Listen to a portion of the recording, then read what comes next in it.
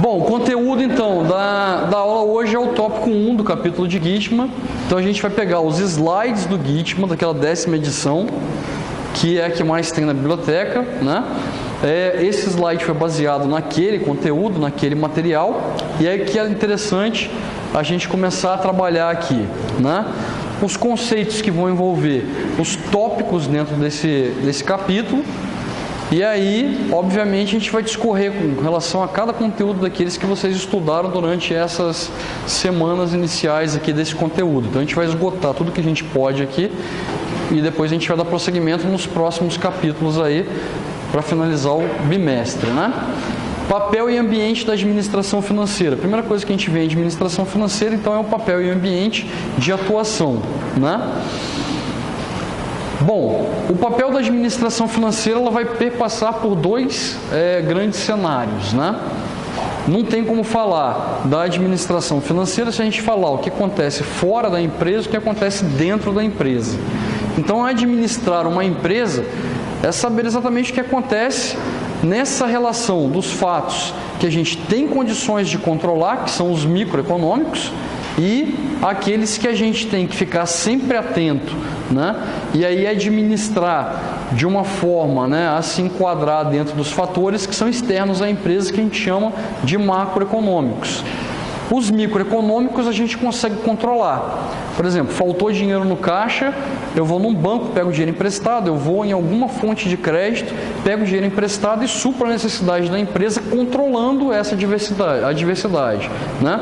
Fatores macroeconômicos eu não consigo controlar. Eu tenho que absorver os fatores macroeconômicos dentro da minha empresa e aí usar estratégias microeconômicas para ajustar. Como assim, professor? Estou falando de inflação. Você tem uma concessionária de carro, você vende veículos. O que acontece? Aumenta a inflação no país. É um fator que a empresa não consegue controlar. A inflação ela vem de fora para dentro da empresa. Só que ela impacta as atividades da empresa. O que a inflação ela traz de malefícios, né, de pontos negativos para a empresa, né? Ela vai trazer diversos fatores negativos, tais como eu ter que aumentar o preço do meu produto, para que eu consiga aumentar a minha lucratividade. Para quê? Para que eu consiga, através de uma rentabilidade maior, pagar os custos que eu vou ter também que forem inflacionados. Aumento de salário, aumento de preço de consumo, aumento de vários, energia, água, telefone, tudo vai aumentar de acordo com a inflação na minha empresa. E aí eu vou ter que trabalhar microeconomicamente para corrigir esse problema. Como eu vou fazer isso, né? Vou fazer alguma atividade de propaganda, promoção, tentar fazer talvez mais anúncios, vou tentar fazer alguma venda casada de alguma coisa, né? E aí tentar trazer o mercado consumidor para consumir o produto e aí através de uma quantidade maior de receita eu conseguir suprir o quê? O aumento dos custos que eu tive dentro da empresa. Então, um fator externo macroeconômico, eu tive que administrar ele dentro da minha empresa.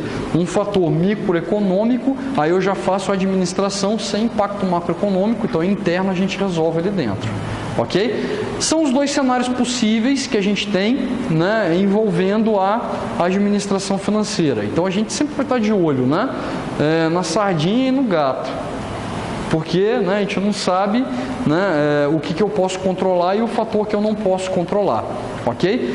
Então a gente vai olhar sempre para esses dois cenários. Nível macroeconômico que ele está colocando, tá vendo? Ó, é o campo de estudo, né, fora os mercados internacionais. Microeconômicos, planejamento financeiro, gestão de ativos, captação de fundos, instituições financeiras, quer dizer, tudo que a gente consegue trabalhar para contornar uma situação dentro da empresa. E aí não tem como falar de um sem falar do outro, ok? Dentro da administração financeira, a gente divide os cenários macro e microeconômicos dessas formas aqui. A gente fala que o nível macroeconômico, por exemplo, num balanço, numa demonstração, né, do balanço patrimonial, a gente fala que ele é a empresa toda sofrendo o impacto, né, do ambiente externo nas demonstrações. E aí o que eu posso fazer microeconomicamente dentro da empresa? Trabalhar com o capital de giro da empresa, as decisões de investimento, né, e as decisões de financiamento. Então isso aí são fatores microeconômicos dentro de um fator macroeconômico que é a empresa toda. Então esse é o exemplo que ele está dando aqui, baseado numa demonstração contábil, né? O que a gente tem aqui, pessoal? Dentro desses fatores e falando mesmo da administração financeira, a gente trabalha sempre o seguinte, né? Existe um sistema financeiro bem desenvolvido, teoricamente. Dentro desse sistema financeiro bem desenvolvido, a gente tem a regulamentação do mercado, onde tudo é muito bem controlado. Inflação controlada, né, os aumentos de preço, o mercado consumidor é um mercado constante, aquilo que eu produzo eu consigo vender, não produzo mais porque eu não vendo mais, né? É um mercado teórico e funcional, ok? A gente tem um mercado financeiro, um mercado intermediário e a administração financeira, que são os componentes importantes dentro da administração financeira, né? Mercado financeiro, a gente vai ver um pouquinho mais para frente que ele engloba tanto o mercado monetário quanto o mercado de capitais. Ali dentro a gente tem instituições financeiras e não financeiras, né? E essas instituições elas vão trabalhar como intermediárias. E aí elas vão participar dos negócios que são feitos, ganhando porcentagens em cima das negociações. E no outro mercado, a gente tem também as intermediárias, só que elas não ganham por negociação, elas ganham pelo volume de negociações. Então elas não ganham por porcentagem, elas ganham por serviço prestado. Então é diferente você ter um ganho vinculado à negociação, né, e você ter um ganho vinculado a um número de negociações, né? E aí a gente vai chamar de intermediários financeiros, né, e aquele intermediário financeiro que ganha na operação, e não intermediação financeira é quando você não tem ganho do intermediário, né? A negociação ela é direta entre o vendedor com o comprador no mercado, ou o detentor e o tomador de crédito, ok? E aí a gente trabalha exatamente a administração financeira nesse campo. Qual o objetivo da administração financeira para uma empresa? Fazer com que a empresa ela funcione da melhor forma possível, né, da forma mais correta possível, mais harmônica possível, gerando a maior lucratividade possível, né, levando em considerações os fatores macro, né, ambientais da empresa, não só econômicos, financeiros, mas sociais e ambientais, né, que eu não traga tanto detrimento social para a sociedade, né, que eu não traga prejuízos ambientais para o meio ambiente e que eu consiga fazer as minhas atividades com qualidade, aumentando a lucratividade, mas atendendo bem ao meu mercado consumidor. Então esse é o ideal para uma empresa, né? Que eu não destrua demais o meio ambiente, degrade e acabe com o planeta, que eu não interfira numa sociedade, que eu prejudique alguém para ter os meus lucros, né? Mas que eu consiga otimizar os meus lucros exponencialmente, quer dizer, eu consigo aumentar cada vez mais a lucratividade da minha empresa. Esse é o objetivo da administração financeira. Por quê? Porque uma empresa não vive sem lucros, ok? Ninguém monta uma empresa e abre uma empresa, né, a não ser de terceiro setor, para caridade. Quer dizer, eu vou abrir, vou botar vários funcionários, todos os funcionários vão ganhar, todo mundo vai ganhar e no final das contas quem é o dono da empresa não ganha nada, não lucra com esse tipo de negócio, né? Então, quando isso acontece, tende-se a fechar. Quando ele tem prejuízos e não lucros, ele fecha o negócio. Então, a empresa só vai se sustentar se ela também sustentar os seus acionistas, investidores, proprietários e sócios. Ok? Então a ideologia de uma empresa é assim. Então a gente vai tentar, né, minimizar os custos, maximizar as receitas para otimizar as rentabilidades da empresa. Isso que envolve. A administração financeira, né, envolve o uso eficiente dos recursos financeiros nas produções de bens. Quer dizer, relação custo-benefício, né? Menor custo, maior qualidade, maior lucratividade. Essa é a intenção de um negócio, né? E a gente leva em consideração a contabilidade de custos com relação a isso aqui, porque o maior volume produzido significa dizer o menor custo unitário. E aí, margem de ganho com relação à venda maior, né?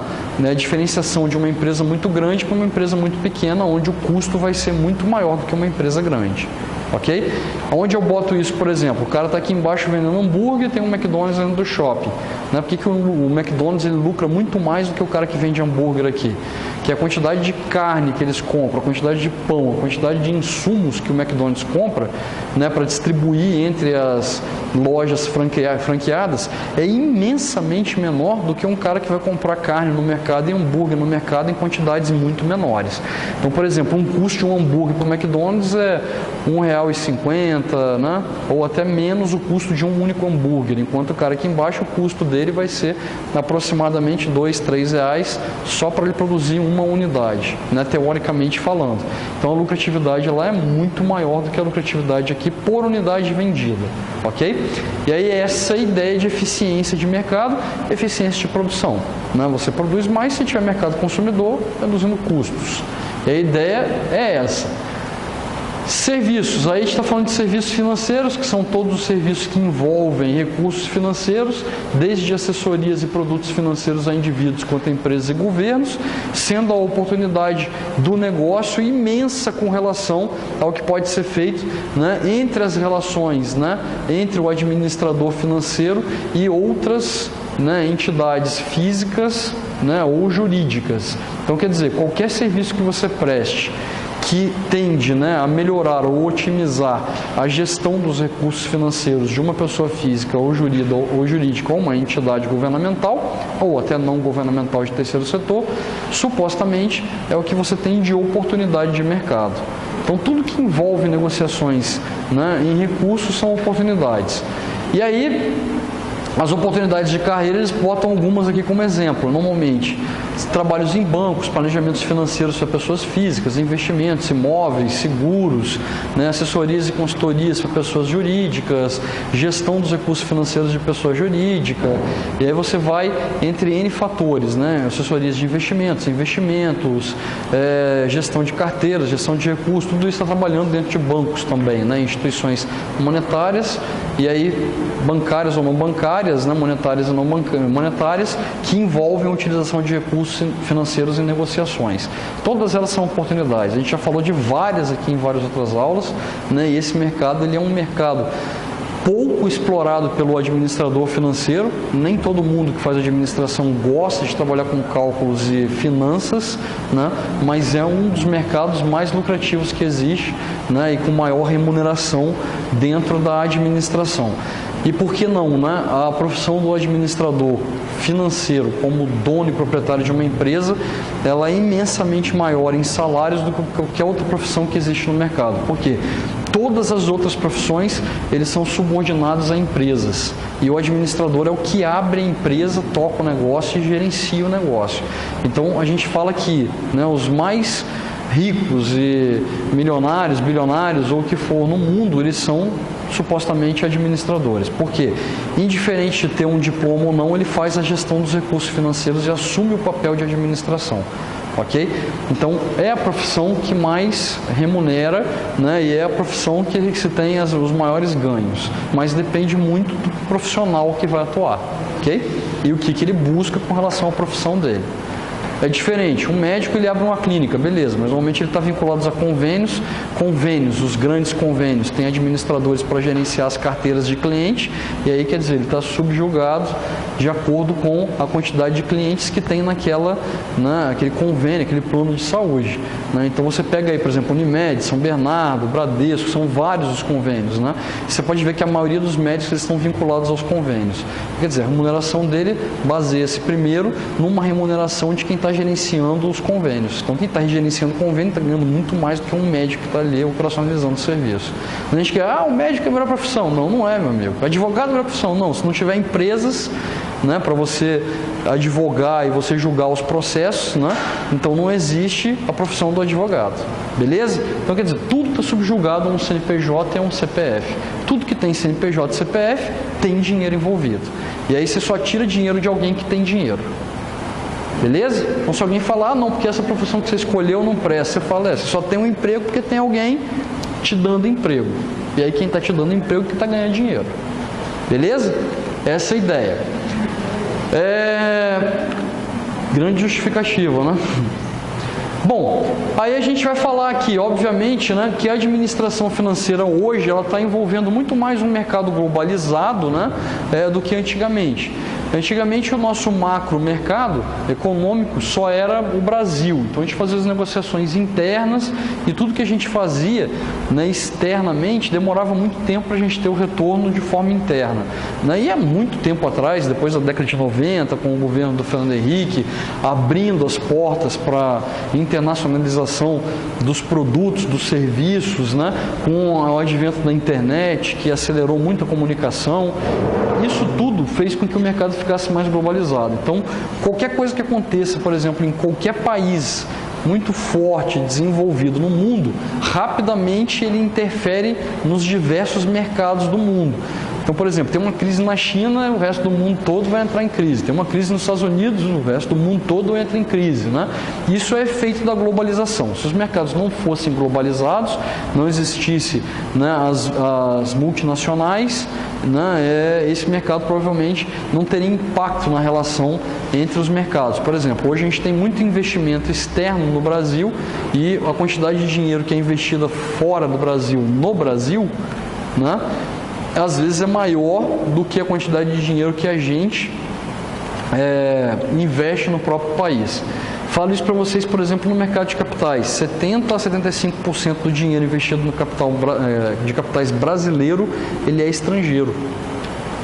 Então, estou falando para vocês assim, a maioria das ações, né, a maioria da lucratividade com relação à volatilidade do nosso mercado, quem leva, 75% quem leva é o mercado internacional. E desses 25% que ficam, né, apenas 3 ou 4% são pessoas físicas. O restante tudo é pessoa jurídica, grandes fundos, grandes bancos, né, que fazem os investimentos. Quer dizer, pouca gente, né, pessoa física, investe no mercado de capitais, investe em ações. Quando você vai, por exemplo, no mercado norte-americano ou no mercado europeu, a gente tem praticamente 50%, 60% dos investimentos locais, no mercado local, e aí dessa porcentagem de 60%, a gente tem pelo menos 20% de pessoas físicas investindo no mercado. Ou seja, não existe, né, negociações de lucratividade através de intermediação financeira. Normalmente, né, nesses mercados mais desenvolvidos, você lucra mais fazendo as operações diretas com a empresa do que comprando produtos e serviços em banco. E aí, por exemplo, né, a poupança ela não existe nos Estados Unidos. Nunca vai aparecer lá uma propaganda dos poupançudos da Caixa, por exemplo, correndo para lá e para cá, pedindo para você botar dinheiro na poupança ou comprar uma capitalização. Isso não existe lá fora, né? Lá fora, a pessoa física normal, ela vai investir dinheiro, ela vai fazer poupança, ela vai colocar dinheiro em empresas no mercado de ações e vai aprender a trabalhar com isso, né? E isso acontece com meninos de 9, 10 anos de idade. Eles já começam a comprar as primeiras ações e começam a investir no mercado financeiro a partir dessa idade. Lembrando que com 16 anos de idade, por exemplo, nos Estados Unidos, eles saem de casa para morar fora. Eles não ficam em casa. Então, quer dizer, a independência, tanto financeira, né, como a independência física mesmo, de família, deles é muito grande e exacerbada, né? Aí por isso que é um mercado mais desenvolvido, né? Eles tendem a buscar o crescimento mais rapidamente, né, se desvinculando da família principalmente. E aí o que ele fala? O aumento da globalização, o aumento da complexidade da administração financeira. Não dá para administrar só o que acontece localmente. A gente tem que olhar para fora da empresa e às vezes até para fora do país, do governo. Beleza? Aqui a gente tem um organograma, né, uma estrutura de uma sociedade por ações, aonde a gente expressa aqui o funcionamento, né, teoricamente, o esboço básico de uma empresa SA de capital aberto. O que significa isso? É um maior tipo de sociedade e aí não possui um único dono, né? O dono são os detentores das suas ações. Então essa é uma SA de capital aberta, né? Como é que funciona uma SA de capital aberta? Por que a gente trabalha com SA de capital aberta? Por que, por exemplo, não entra na gestão de uma micro e pequena empresa e trabalho direto com uma SA de capital aberto? A complexidade de uma estrutura desse tamanho é muito maior do que a complexidade de uma empresa pequena. A empresa pequena ela tem menos impostos e menos trabalho de gestão para ser realizado. Uma empresa muito grande, a gente tem muita gente trabalhando, a complexidade, né, de uma estrutura dessa é muito maior, então existe mais conhecimento do que numa estrutura menor. Então, eu trabalho mais aqui na gestão financeira com as empresas maiores do que as menores. E vocês têm uma disciplina na grade que se chama gestão de micro e pequenas empresas voltadas a pequenos negócios, né? Independente do que eu fale aqui, 90% das empresas que atuam no mercado nacional são micro e pequenas empresas. ok? Então, quer dizer, conhecimento sobre micro e pequenas empresas, vocês vão ter nessa disciplina isoladamente. Aqui eu vou dar um conhecimento básico de uma sociedade maior, mas que tudo que envolve essa sociedade maior, ela também vai envolver as micro e pequenas empresas com algumas diferenciações, né? Uma estrutura de uma empresa de sociedade por ações, que é uma SA de capital aberto, ela vai ser dividida em ações. Aí o que é uma ação? Ela é a menor parte de participação societária dentro de uma empresa. Como é que é dado o valor de uma ação e como é que a gente entende, né, o valor dessa ação na distribuição por ações? A gente pega o valor contábil da empresa e divide ele pela quantidade de ações que a gente pretende disponibilizar no mercado. Então esse é o valor da ação, é o valor da empresa dividido pela quantidade de ações que foram disponibilizadas no mercado. E aí o detentor de uma ação, ele tem uma fração do todo. E a participação societária depende da quantidade de ações que são compradas. Lembrando que na regulamentação do mercado nosso brasileiro, ninguém pode ter mais do que 40% das ações de uma empresa. Porque se tiver mais do que 40% das ações da empresa, isso for comprovado, você tem que fazer a opção de compra imediatamente. Ou você desfaz da porcentagem a mais dos 40%. Aí você fala, por que isso existe? Porque numa empresa de SA de capital aberto, ninguém pode mandar 100% ou 50% ou mais do que 40%.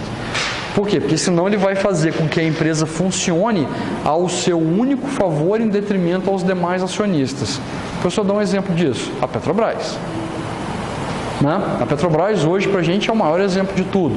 50,1%, 50,1% das ações da Petrobras pertencem a um governo. Então ele é o maior acionista e ele é que determina quem que vão ser os CEOs, os presidentes e quem que vai ser, né, toda a gestão da empresa. Então Meirelles, todo mundo, Gabriele, né, que foi o presidente, e aí todos os presidentes da Petrobras, eles foram, né, cargos selecionados e indicados por indicação do presidente da República. Então a Graça Fossi, todos eles, né? O Lula botou o Gabriele, Graça Fossi foi a Dilma que colocou, quer dizer, né? Tudo indicação, né, do presidente da República. Qual que é a situação disso? Você faz a gestão de todos os recursos, dinheiro, capital, tudo que acontece dentro da Petrobras de acordo com as necessidades do governo, que é o que estava acontecendo. Todos os contratos que saíam, todas as negociações financeiras, quem fazia isso eram membros do governo. E aí eles estavam fazendo a gestão de acordo com as necessidades do governo e não dos demais acionistas que representavam 49,99% dos acionistas da Petrobras. Aí o que acontece quando essa empresa vai mal? Né? Você está fazendo com que 49,99% dos acionistas percam o dinheiro que está sendo investido ali dentro. Esse gerenciamento de resultado, né, ele não é favorável no mercado de ações. Então, quando começou esse movimento, né, do governo interferir no mercado, o preço das ações caíram. Por quê? Porque ninguém queria ter ações da Petrobras envolvendo vários escândalos, várias situações de governo, onde você não ia ter distribuição de lucro, né, e muito menos a recuperação do valor investido no papel, no valor de face do papel. E aí fica difícil alguém comprar e se manter nessa empresa. Agora, todas as outras empresas privadas, que não são empresas mistas, ou seja, aquelas que têm privadas e governo, não pode ter mais do que 40%, né, de detenção de ações por um único acionista. Porque senão significa dizer o seguinte: eu tenho uma empresa que fabrica computadores, e eu sou uma empresa muito grande, a Apple, né? Aí eu faço o quê? Eu vou no mercado de ações e compro 50% da IBM. O que eu posso fazer? Eu posso quebrar a IBM, tirá-la do mercado e aumentar a participação da Apple. Beleza o que eu estou querendo dizer ou não? Então a regulamentação do mercado é, se a Apple for comprar ações da IBM, ela pode até comprar, só que não pode passar de 40%. Por quê? Porque ela vai representar 40% das decisões de conselho administrativo. Vão ter 60% para decidir contra o que a Apple quer. E aí esses 60% vão representar a vontade da maioria dos acionistas. Então, quer dizer, ela sozinha não decide, a não ser que a decisão que ela queira, né, ela vai dar um resultado favorável para os outros 60% também. ok? Então essa é a regulamentação no mercado. E aí, por isso que é criado o quê? Os acionistas, eles elegem um conselho de administração. O que é esse conselho de administração? Eles pegam os maiores acionistas, que têm o maior volume de ações compradas, né, dentro daquela empresa, formam, né, o conselho de acionistas e eles vão eleger o conselho de administração, quer dizer, que são as pessoas responsáveis em gerenciar o que está acontecendo com a gestão da empresa. Então, eles não vão ser os administradores da empresa, né? Nem os presidentes, nem os gestores da empresa. Apenas eles vão fazer o quê? Vão fazer a verificação do que essas pessoas estão fazendo dentro da empresa. Então, quem vai gerenciar a empresa, né, é o presidente da empresa, que chama de CEO. Então, o conselho de administração, que ele é a maioria dos acionistas com maior porcentagem das ações, eles vão decidir quem vai fazer a gestão da empresa, que é o presidente ou o CEO. Ok? Então, eles elegem essa pessoa. Como é que eles fazem isso? Pessoal, a gente tem vários nomes de pessoas aqui no mercado que já atuam, que são pessoas experientes, profissionais, não sei o quê. A gente está querendo convidar uma dessas pessoas a fazer a gestão da empresa. Eles convidam essa pessoa, obviamente como? Né? Uma remuneração melhor, vantagens, benefícios, tudo mais. Essa pessoa, ela decide assumir, né? Ela aceita assumir a gestão, né? Tocar o negócio todo para frente. Todos os projetos, toda a gestão, tudo por responsabilidade dela. Né? Ela que vai ditar o rumo da empresa no mercado. O conselho de administração acompanha e essa pessoa tem livre, né, possibilidades aí de investimentos, quer dizer, ela tem carta branca para fazer o que quiser com a empresa, o CEO. Esse CEO, ele vai fazer o quê? Ele vai contratar, né, pessoas, né, que vão auxiliar ele nas suas atividades. Ele pode ter um vice-presidente que ele contrata, que vai estar ali em sua substituição no momento que ele estiver ausente, né? E aí ele vai contratar, obviamente, os responsáveis pelos setores da empresa. Então, a decisão dele de quem vai ser a sua equipe de gestão baseia-se pelo CEO também, ele que contrata. Então, ele vai colocar, por exemplo, o vice-presidente ou o gestor, né, de recursos humanos, de operações, de finanças, de marketing, de sistemas. Isso aqui se estende a diversos outros, produção, né? Você pode botar diversas outras áreas vinculadas a ele. E essas pessoas vão receber a sua ordem direta de programação e planejamento nos setores e vão passar isso para os seus devidos setores. Dentro do setor financeiro, a gente tem o CFO, né? Que é o headhunter, o cabeça da parte de organização financeira da empresa, normalmente também ocupado por um administrador ou gestor. Dela, a gente tem duas subdivisões, a gente tem o controller e tem o tesoureiro. Tanto uma quanto outra pode ser ocupada pelo administrador, mas o tesoureiro normalmente só administrador, e o controller também pode ser ocupado por um contador, ok? Diferenciação entre o tesoureiro e o controller, né? O controller, ele faz toda a parte contábil e gerencial da empresa, né? O tesoureiro vai fazer toda a parte financeira e operacional de crédito e financeira da empresa. Então, por exemplo, tudo que é vinculado às demonstrações contábeis, né, custos, fiscal, né, gerencial, aí envolvendo a contabilidade, fica a cargo do controller. E o tesoureiro, né, ele vai olhar mais para os gastos, capital de giro, investimentos, as possibilidades de investimento que a empresa tem, câmbio, né, os fundos, a gestão do caixa da empresa, né, disponibilidade de recursos para aplicação, compras de máquinas, né, ele que vai fazer liberação de crédito para isso. Então, um fornece dados e o outro, né, tem um recurso financeiro e faz as aplicações através dos dados do controle, mais a situação externa que a empresa vivencia, né? Então, essa é a ideia, né, que a gente tem com relação à estrutura organizacional de uma empresa. Lembrando que o conselho de administração, ele pode destituir a presidência a hora que ele bem entender, né? Se ele acha que eles não estão cumprindo com as obrigações, eles podem destituir o presidente e colocar o outro no lugar. E aí, esse outro que entra, ele pode continuar com os seus subordinados ou ele troca também, na maioria das vezes, as principais funções, né, de gestão da empresa. Essa é a ideia. Então, oportunidade de carreiras tem várias, né? Analista financeiro, gerente de investimento, gerente de financiamento, gerente de caixa, analista de crédito, gestor de fundo de pensão, gestor de operações de câmbio, quem opera diretamente com assessoria, consultoria, todas as áreas que envolvem dinheiro, né, são as áreas aptas para o administrador financeiro atuar, como oportunidade de carreira. Função da administração financeira, né?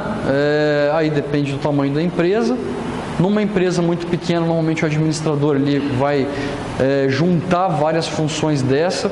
Por exemplo, como numa grande você tem lá, né, os vários gerentes, depois, por exemplo, você tem lá o gestor financeiro, né, o vice-presidente financeiro ou o diretor financeiro, né? Ele tem lá o tesoureiro e controle. Numa empresa pequena você não vai ter isso. Você tem 5 funcionários dentro da sua empresa. Como é que você vai distribuir cargo de controller, de tesoureiro, de presidente, não sei o que? Isso não existe numa pequena empresa. E aí você vai ter situações em que, né, o administrador, ele é quem recruta, ele é responsável pelo caixa da empresa, ele é responsável pelo setor produtivo da empresa, ele representa todas as funções dentro da empresa. Então, quanto menor a empresa, né, maior o acúmulo de atividades. Quanto maior a empresa vai ficando, aí você tem necessidade de outros administradores e gestores para tomar conta das outras funções que existem. Ok? E aí a sua responsabilidade depende, obviamente, do tamanho da empresa. E aí vai estar restrita ao seu setor de atuação, né, a sua responsabilidade. Ok? O que mais ele bota aqui? Isso aqui é importante. A gente começa a fazer as comparações agora com relação aos reflexos, né? Saindo um pouco ali da questão da administração financeira por si só e agora avaliando a administração financeira num contexto mais englobado entre outras ciências, né? Que dão suporte à gestão de uma empresa. A gente tem a relação da administração financeira com a economia e com a contabilidade. Isso aí a gente chama o pilar, né, de um negócio. São as 3 ciências que elas são voltadas exatamente, né, ao negócio e ao aumento de lucratividade de uma empresa. Então, a economia, a administração e a contabilidade são as responsáveis, são os 3 pilares. O que acontece aqui, pessoal? Primeiramente, a gente vai trabalhar a relação da administração financeira com a economia. Para eu trabalhar a administração financeira, trabalhar a economia, eu vou começar falando um pouco da economia, qual é a função da economia, né? E como a gente pode usar as atribuições dessa ciência para auxiliar a administração. Quando eu falo de economia, eu falo que a economia ela tem relação com o dinheiro. Só que a economia, na maioria das vezes, ela é voltada a um macro mercado, ok? Ela é voltada mais aos fatores externos da empresa, em que a empresa ela é subjugada, ela é subordinada. Então, o que a economia faz? Ela vai pegar e avaliar os diversos indicadores econômicos, tais como índice de inflação, taxa de desemprego, nível de demanda e oferta por produtos. Ela vai trabalhar com indicadores por setor, né? Se houve aumento ou não de preço de produto, índice de preço de produtos de consumo. Então, todos os indicadores que a gente tem de reajuste de mercado, inflação, a relação com o governo ou com o produto, né? São as métricas medidas. Ela vai fazer toda a avaliação desses indicadores, né? E ela vai fazer a projeção futura dos próximos cenários. Então, o que na verdade a economia faz? O papel da economia é como se fosse, né, uma pessoa que senta em frente a uma bolinha de cristal e aí tenta, através de algumas informações que ela pega no mercado, fazer uma previsão daquilo que acontece no futuro. Pessoal, é tipo a mãe de Ná, né, da economia. O economista ele trabalha, né, como uma mãe de Ná da economia. O que uma pessoa que lê o futuro aí, por exemplo, ela faz? Para ela ter o máximo de certeza possível, né, naquela região que ela está atuando com seus clientes, ela fuça o lixo aqui, fuça ali, tenta pegar uma informação de alguém, do outro, e aí quando ela vai conversar com você, ela já vem com algum cenário construído. E aí, através desse cenário, ela faz uma projeção do que pode acontecer para frente. E aí você fala assim, o grau de certeza que ela te dá, né, é praticamente nenhum, né, o grau de certeza. Mas ela tem muita informação ali sobre você que ajuda, né, a quando ela for realizar a previsão futura, a fazer uma previsão que é possível de ser atingida.